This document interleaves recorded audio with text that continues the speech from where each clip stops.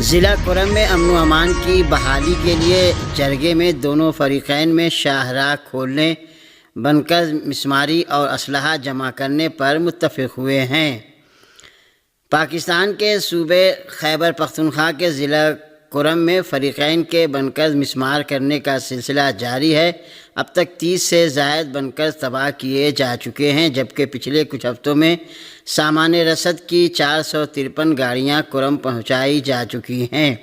سرکاری ذرائع کا کہنا ہے کہ کرم میں اب تک 30 سے زیادہ بنکر مسمار کیے جا چکے ہیں۔ علاقے میں بنکر کی کل تعداد 250 سے زیادہ ہے۔ سرکاری ذرائع کے مطابق پچھلے کچھ ہفتوں کے دوران سامان رسد کی 453 گاڑیاں مختلف قافلوں میں کرم پہنچائی جا چکی ہیں، جبکہ کرم کے متاثرین میں امدادی رقوم کی تقسیم کا سلسلہ بھی جاری ہے۔ واضح ہے کہ ضلع کرم میں امن و امان کی بحالی کے لیے جرگے میں دونوں فریقین مین شاہراہ کھولنے، بنکر مسماری اور اسلحہ جمع کرنے پر متفق ہو گئے تھے۔ پشاور امن جرگے میں دونوں فریقین شریک ہوئے، جبکہ جرگہ عمائدین نے 14 نکات پر اتفاق کیا۔ جرگے کے اختتام پذیر ہونے پر جرگہ ممبر منیر بنگش نے جرگے کے فیصلوں سے آگاہ کرتے ہوئے میڈیا سے گفتگو میں بتایا کہ جرگے کا مقصد علاقے میں امن قائم کرنا اور مسائل کا حل تلاش کرنا ہے۔ کرم امن جرگے میں دونوں فریقین مین شاہراہ کھولنے، بنکر مسمار کرنے اور اسلحہ جمع کرنے پر متفق ہو گئے۔ عمائدین کی ایک دوسرے کو مکمل تعاون کی یقین دہانی کرائی گئی۔ اگلی نشست میں مزید معلومات آگے بڑھیں گی۔ ہندوستان کے وزیر اعظم نریندر مودی کو امریکی دورے کی دعوت ملنے کے ساتھ ہی امریکہ نے 200 سے زائد ہندوستانیوں کو نکال دیے جانے کی خبر دی ہے۔ ہندوستانی میڈیا کے حوالے سے بتایا گیا ہے کہ امریکہ سے 200 سے زائد ہندوستانی شہریوں کو جو غیر قانونی طور پر مقیم تھے ڈیپورٹ کر دیا گیا ہے۔ اس رپورٹ کے مطابق امریکہ سے نکالے جانے والے ان افراد کی ہندوستانی شہریت کی تصدیق ہو چکی ہے۔ امریکہ سے نکالے جانے والے ان ہندوستانی شہریوں کو ڈیپورٹ کر کے ایک ہوائی جہاز کے ذریعے ہندوستان بھیجا گیا ہے۔ مبینہ غیر قانونی طور پر امریکہ جانے والے 200 سے زائد ہندوستانی شہریوں کو ایسی حالت میں نکالا گیا ہے کہ بعض رپورٹوں میں بتایا گیا ہے کہ امریکی صدر ڈونلڈ ٹرمپ نے ہندوستانی وزیر اعظم نریندر مودی کو امریکہ کے دورے کی دعوت دے دی ہے۔ رپورٹوں کے مطابق امریکی صدر ڈونلڈ ٹرمپ سے ہندوستان کے وزیر اعظم نریندر مودی کی ملاقات 13 فروری کو ہو سکتی ہے۔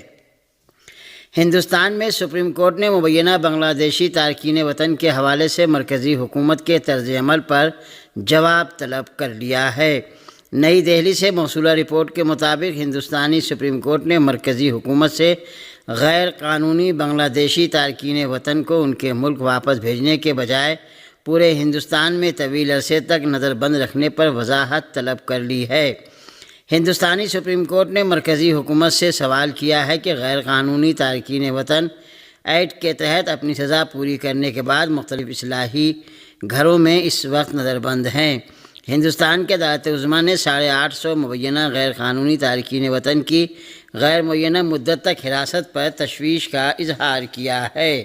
سپریم کورٹ نے 2009 کے سرکولر کی دفعہ 2 پر عمل درآمد میں حکومت کی ناکامی پر سوال اٹھایا ہے، جس میں غیر قانونی تارکین وطن کو 30 دن کے اندر ان کے ملک واپس بھیجنے کا حکم دیا گیا ہے۔ عدالت نے اس بات پر بھی زور دیا ہے کہ مرکز کو اس بات کی واضح وضاحت کرنے کی ضرورت ہے کہ ایسے معاملات سے نمٹنے کے لیے مغربی بنگال حکومت سے کیا اقدامات متوقع ہیں۔ فلسطین کے مغربی کنارے میں بڑھتی صہیونی دہشت گردی کے درمیان مزاحمتی کارروائیوں میں بھی اضافہ ہو رہا ہے۔ فلسطینی ذرائع نے خبر دی ہے کہ غرب اردن میں ایک فلسطینی نوجوان نے صہیونی دہشت گردی کے جواب میں مزاحمتی کارروائی کی، جس میں کم از کم 2 صہیونی ہلاک اور 8 زخمی ہو گئے۔ رپورٹر کے مطابق اس کارروائی میں ایک فلسطینی نوجوانوں نے فائرنگ کر کے صہیونی دہشت گردوں کو اپنے نشانے پر لیا، جو غزہ میں جنگ بندی کے بعد سے علاقے میں دہشت گردی کا بازار گرم کیے ہوئے ہیں اور اب تک دسیوں فلسطینی نوجوانوں کو شہید و زخمی کر چکے ہیں۔ غرب اردن کے خلاف ایسی حالت میں غاصب صہیونی فوجیوں کے حملے مسلسل جاری ہیں کہ فلسطینی اتھارٹی نے فلسطینی عوام کے خلاف صہیونی حکومت کے خطرناک منصوبوں اور صورتحال کے بارے میں خبردار کیا ہے۔ مغربی کنارے کے شمالی شہر جنین اور اس کے کیمپ پر جاری اسرائیل فوجی کا حملہ 15ویں روز بھی داخل ہو گیا ہے، جبکہ قابض فوج نے مسلسل 9ویں روز بھی طول کرم اور اس کے کیمپ پر حملے جاری رکھے ہوئے ہیں اور مغربی کنارے کے مختلف علاقوں میں چھاپے مارے ہیں۔ قابض فوج نے شمالی مغربی کنارے میں نابلس کے جنوب میں واقع ایک قصبے پر بھی حملہ کیا ہے۔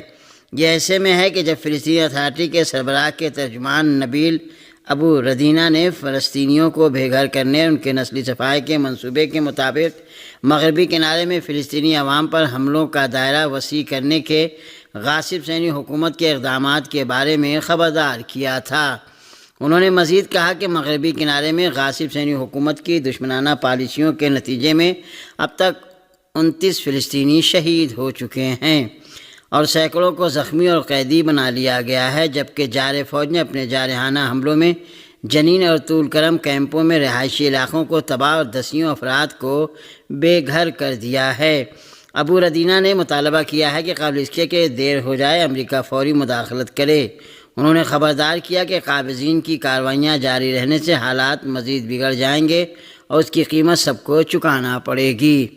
انہوں نے کہا کہ فلسطینی عوام اپنے سرزمین سے بے گھر کیے جانے اور ایک متبادل وطن کی طرف جانے کے منصوبوں کے خلاف ڈٹ جائیں گے اور صہیونیوں کی جانب سے فلسطینی عوام کو دھمکیاں دینا بے نتیجہ ہوگا، جو مزید تباہی کا باعث بنے گا۔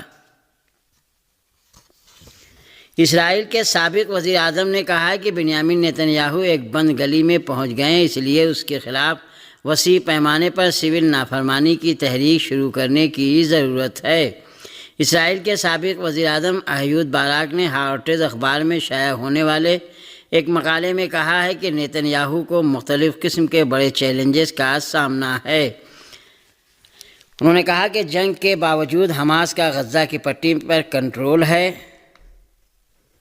اور اسے غزہ میں جنگ دوبارہ شروع کرنے کے حوالے سے ایک چیلنج کا سامنا ہے۔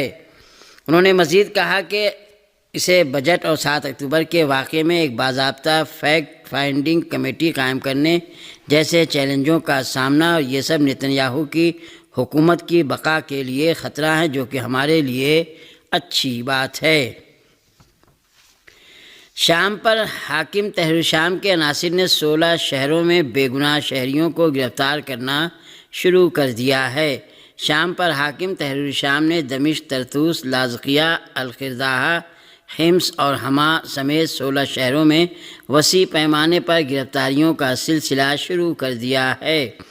ذرائع کے مطابق گزشتہ 2 ہفتوں کے دوران 300 سے زائد علوی افسران کو مختلف شہروں سے حراست میں لیا گیا ہے، جن کی سرنوشت کے بارے میں تاحال کوئی خبر نہیں ہے۔